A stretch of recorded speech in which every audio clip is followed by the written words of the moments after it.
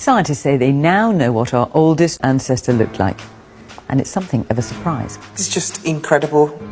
I can't believe I don't know about this story. That's right, the first resident Britons were black. 10,000 years ago, Britons would have been black, according to groundbreaking Aspects of his appearance. This is not what scientists expected to find. It's not. This is what scientists used to think he looked like. Cheddar Man has long been believed to be the oldest known complete skeleton from a time when humans came to live in Britain.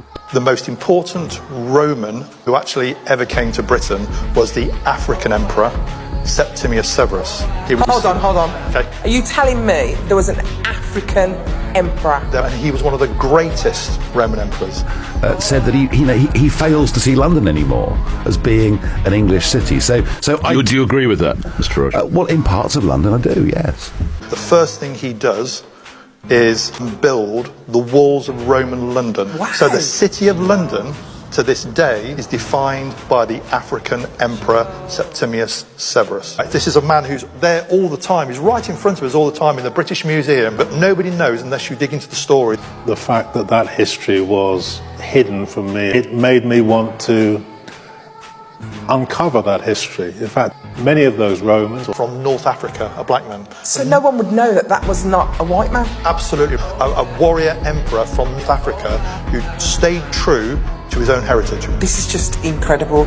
Newly emerging evidence can bring us face to face with those first Black Britons. It was clear that she was actually sub-Saharan African in origin. So she's a Black Briton? Yes. It was very important for me to find evidence that there was such a history. It presents to us a very interesting picture of Roman Britain. Famous historian who said that Africans were here before the ancestors of the English. I'm Anglo-Saxon. Great. But you will never be English. You are African Caribbean. But why will I never be English? What happens is, if you get too big a change in an area, you get resentment. You get resentment from the population that were there. When I took a DNA test, I've got Scottish blood running through me with one of my ancestors. And It shows that the history of Africans in Britain is not something that began after the Second World War, but is an extremely long history. Francis had a son called Isaac. Isaac had a son called Enoch. Enoch had a son called Edward. Edward had a son called Norman, and Norman had a son called Cedric, and that's me. That's my family tree, going back 250 years. This is a message to all the racists. You're British, but you're not English. Lions are from Africa.